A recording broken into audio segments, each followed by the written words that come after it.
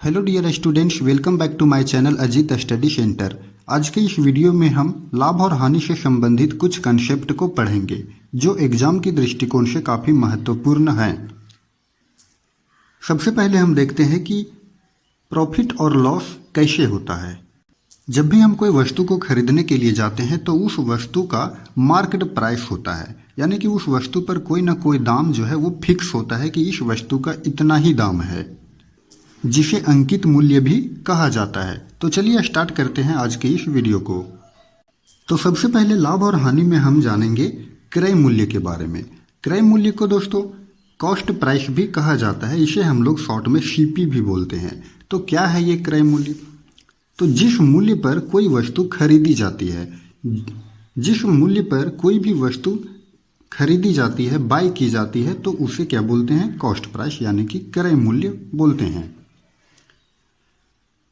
Second concept में हम देखते हैं विक्रय मूल्य। विक्रय मूल्य क्या होता है? विक्रय मूल्य को सेलिंग प्राइस भी कहते हैं और इसे शॉर्ट में एसपी भी बोला जाता है।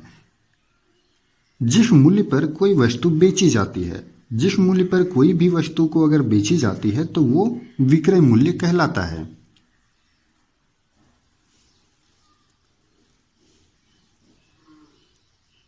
आगे हम देखते हैं कि लाभ। लाभ कब होता है? प्रॉफिट। यदि किसी वस्तु का विक्रय मूल्य उसके क्रय मूल्य से अधिक होता है। लाभ कब होता है? तो जब कोई वस्तु का विक्रय मूल्य यानी कि उसका जो सेलिंग प्राइस है वो क्रय मूल्य से यानी कि कॉस्ट प्राइस से अधिक होता है, तभी लाभ होता है, यानी कि प्रॉफिट होता है। इसको हम लोग एग्जाम्पल से समझते हैं। मान के चलिए कि कोई वस्तु है जिसका क्रय मूल्य 15 रुपया है। 15 रुपया है, यानी कि एक वस्तु है जिसे 15 रुपया में हम खरीदे और फिर उसे विक्रय मूल्य यानी कि उसको हम 20 रुपया में बेचे। तब यहाँ पर देखिए, खरीदे तो हम 15 रुपया में थे और उस वस्तु को हम 20 रुपया में बेच रहे हैं, यानी कि 15 रुपया कम है और 20 रुपया ज़्यादा है। यानी कि यहाँ पर 20 में 15 को हम माइनस करेंगे तो 5 रुपया हमारा क्या होगा? लाभ होगा। तो वही चीज़ यहाँ पर बोला जा रहा है कि यदि किसी वस्तु का विक्रय मूल्य उसके क्रय मूल्य से अधिक होता है, विक्रय मूल्य जो है वो 20 रुपया है और क्रय मूल्य जो है वो 15 रुपया है, तो इस स्थिति में क्या होगा? 5 रुपया लाभ होगा। अब हम नेक्स्ट कंसेप्ट देखते हैं हानि। हानि को लॉस भी बोला जाता है इंग्लिश में। तो लॉस क्या है? यदि किसी वस्तु का क्रय मूल्य उसके विक्रय मूल्य से अधिक होता है। जब किसी वस्तु का क्रय मूल्य यानी कि जब हम कोई वस्तु को खरीदते हैं और उसके बाद उस वस्तु को हम कम में बेचते हैं, यानी कि जितना रुपया में हम खरीदे थे उससे भी कम मूल्य में अगर हम उस वस्तु को सेल करते हैं, उस परिस्थिति में हमें हानि होती है। तो चलिए इस कंसेप्ट को एग्जाम्पल से समझते हैं। मान के चलिए कि एक वस्तु था जिसका कॉस्ट प्राइस यानी कि उसका क्रय मूल्य जो था वो था 15 रुपया। तो 15 रुपये में उस वस्तु को खरीदे थे और फिर उस वस्तु को 10 रुपया में ही बेच दिए, यानी कि खरीदे थे 15 रुपया में और बेच दिए कितना? 10 ही रुपया में बेच दिए। तो इस परिस्थिति में क्या हुआ कि 5 रुपया हानि हो गया। 5 रुपया हानि हो गया। चलिए आगे का कंसेप्ट हम लोग देखते हैं। आगे का कंसेप्ट ये है और बहुत ही इंपॉर्टेंट कंसेप्ट है, ये हर क्वेश्चन में इसका यूज होता ही होता है। देखिए, वस्तु का क्रय मूल्य तथा विक्रय मूल्य बराबर हो जाने पर न तो लाभ और न ही हानि होता है। इस कंसेप्ट में ये बोला जा रहा है कि जब हम किसी वस्तु को खरीदते हैं और फिर उस वस्तु को उतना ही रुपया में बेचते हैं जितना रुपया में उस वस्तु को हम खरीदे थे, तो उस परिस्थिति में न तो लाभ होता है और न ही हानि होता है। चलिए इसको हम समझते हैं एग्जाम्पल से। एक वस्तु है जिसको हम 20 रुपया में खरीदे और फिर उसी वस्तु को हम 20 ही रुपया में हम उस वस्तु को बेच दिए। तो इस परिस्थिति में क्या हुआ? जो कॉस्ट प्राइस है और जो सेलिंग प्राइस है वो दोनों क्या हुआ? बराबर हो गया। यानी कि उस वस्तु को 20 रुपया में ही खरीदे थे और 20 रुपया में ही बेच दिए, तो फिर दोनों इक्वल हो गया। तो इस परिस्थिति में न तो लाभ हुआ और न ही हानि हुआ। चलिए अब हम चलते हैं नेक्स्ट कंसेप्ट की तरफ। तो दोस्तों हम आ गए हैं अब नेक्स्ट कंसेप्ट की तरफ। इस कंसेप्ट को भी हम लोगों ने समझ लिया है, एक बार फिर से हम इसे रिपीट करते हैं। जब किसी वस्तु का क्रय मूल्य अधिक होता है एवं विक्रय मूल्य कम होता है तो हानि होती है। यहाँ पर अभी हम समझे थे कि जब किसी वस्तु का क्रय मूल्य यानी कि जो कॉस्ट प्राइस है वो अधिक है और फिर विक्रय मूल्य यानी कि उसको हम जितना में खरीदे थे उससे कम मूल्य में बेचे तो उस परिस्थिति में हमें हानि होती है। यहाँ पर हम देखे थे कि 15 रुपये में खरीद करके 10 ही रुपया में बेचे थे, तो इस परिस्थिति में 5 रुपया हानि हुआ था। नेक्स्ट कंसेप्ट है हमारा यहाँ पर कि जब किसी वस्तु का विक्रय मूल्य क्रय मूल्य से अधिक होता है तो लाभ होता है। इस कंसेप्ट को भी हम देख चुके थे कि क्रय मूल्य यानी कि हम सीपी एक वस्तु को हम 15 रुपये में खरीदे थे और 20 रुपये में बेचे थे, तो इस परिस्थिति में 5 रुपया हमारा लाभ हुआ था। नेक्स्ट कंसेप्ट है हमारा लाभ। लाभ का फॉर्मूला होता है विक्रय मूल्य माइनस क्रय मूल्य। इस कंसेप्ट को हम यहाँ पर देख लेते हैं दोस्तों कि यहाँ पर जब हमारा 5 रुपया लाभ हुआ था तो उस परिस्थिति में हम क्या किए थे, विक्रय मूल्य को क्रय मूल्य में माइनस कर दिए थे, तभी हमारा लाभ हुआ था। कहने का मतलब ये हुआ कि जब हमें किसी वस्तु पर लाभ हो रही हो तो विक्रय मूल्य में क्रय मूल्य को हम माइनस कर देंगे तो हमें पता चल जाएगा कि कितना रुपया लाभ हुआ है। नेक्स्ट कंसेप्ट है, ये लाभ के केस में है। लाभ के केस में अगर हमें क्रय मूल्य निकालना रहे या फिर विक्रय मूल्य निकालना रहे तो इसे हम कैसे निकालते हैं, बस एक ही फॉर्मूला को याद रखना है, लाभ बराबर विक्रय मूल्य माइनस क्रय मूल्य। अब देखते हैं कि ये विक्रय मूल्य हमें निकालना है, तो अगर हम इसे एक समीकरण यानी कि इक्वेशन मान करके चले, अगर आप हमारा इक्वेशन का वीडियो आप नहीं देखे हैं तो डिस्क्रिप्शन में उसका लिंक है, उसे अवश्य देख लें। तो अगर हम इसे हम एक इक्वेशन मान करके चले तो यहाँ पर हमें विक्रय मूल्य निकालना है, तो ये क्या होगा, ये देखिए यहाँ पर ये माइनस में है और ये इधर प्लस में है, तो ये विक्रय मूल्य जब हम निकालेंगे तो ये जो लाभ है इधर जा करके ये प्लस में हो जाएगा जब इसका पक्षांतरण करेंगे।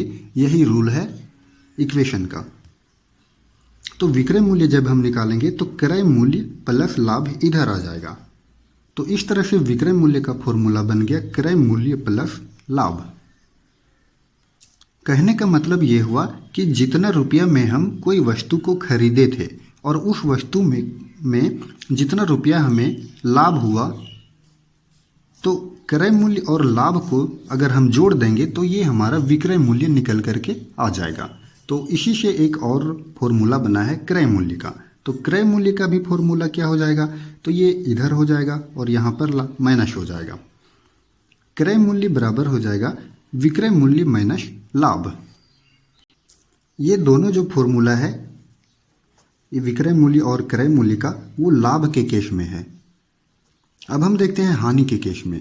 तो हानि बराबर क्या होता है, तो अभी जस्ट हम लोग देखे थे कि हानि किस परिस्थिति में होता है, तो जब क्रय मूल्य हमारा और विक्रय मूल्य, क्रय मूल्य से जब विक्रय मूल्य कम हो। यहाँ पर हम देखे थे कि एक वस्तु था जिसको हम खरीदे थे 15 रुपया में और उसे हम 10 ही रुपया में बेचे थे, तो इस परिस्थिति में हानि हुआ था। तो वही चीज़ है कि हानि बराबर क्या हो गया, क्रय मूल्य माइनस विक्रय मूल्य। यानी कि जिस वस्तु को हम 10 रुपया में खरीद रहे हैं और उस वस्तु को अगर 5 रुपया में ही बेच रहे हैं तो इस परिस्थिति में हमारा 5 रुपया हानि होगा। तो हानि के केस में हमारा क्रय मूल्य का फॉर्मूला क्या होगा, विक्रय मूल्य प्लस हानि। और विक्रय मूल्य का फॉर्मूला क्या होगा हानि के केस में, तो क्रय मूल्य माइनस हानि हो जाएगा। नेक्स्ट कंसेप्ट को हम देखते हैं।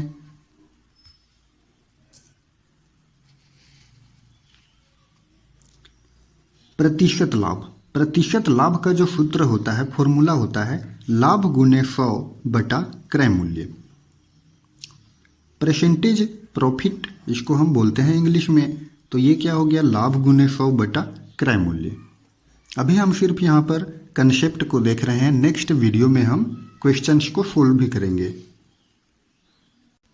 और प्रतिशत हानि का फॉर्मूला क्या हो जाएगा, हानि गुने 100 बटा क्रय मूल्य। नेक्स्ट कंसेप्ट को हम देखते हैं कि 100 पर जितना लाभ या हानि होती है उसे प्रतिशत लाभ अथवा हानि कहते हैं। स्टूडेंट्स, हम परसेंटेज वाला वीडियो में भी पढ़े थे कि कोई भी चीज़ अपने आप में 100% होता है, तो वही कॉन्सेप्ट यहाँ भी फॉलो होगा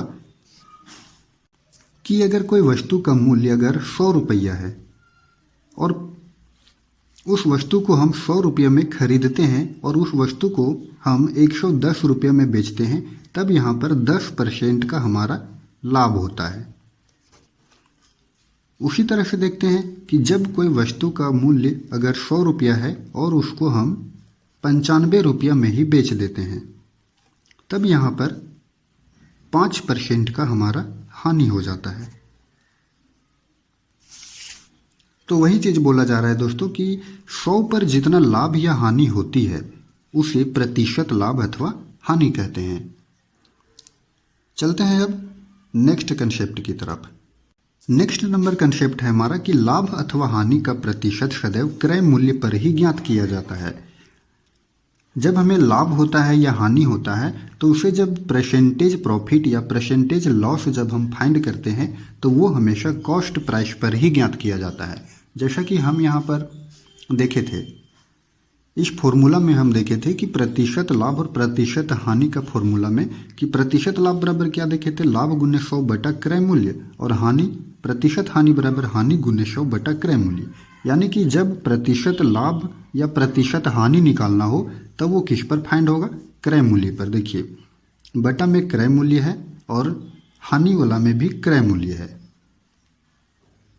तो इस कंसेप्ट का कहने का मतलब यही है कि लाभ अथवा हानि का प्रतिशत सदैव किस पर निकलेगा, तो क्रय मूल्य पर ही ज्ञात किया जाता है।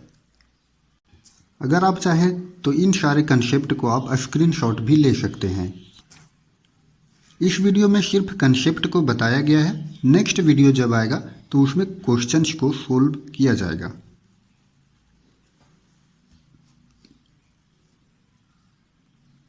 अगर आप इस चैनल पर नए आए हैं तो चैनल को सब्सक्राइब करके बेल आइकन को प्रेस करना ना भूलें, ताकि आपको इस चैनल की सारी नोटिफिकेशन आप तक पहुंचती रहे।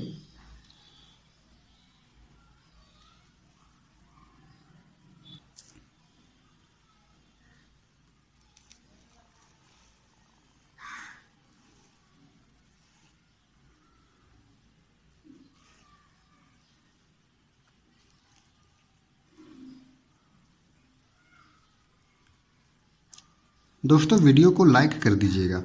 धन्यवाद।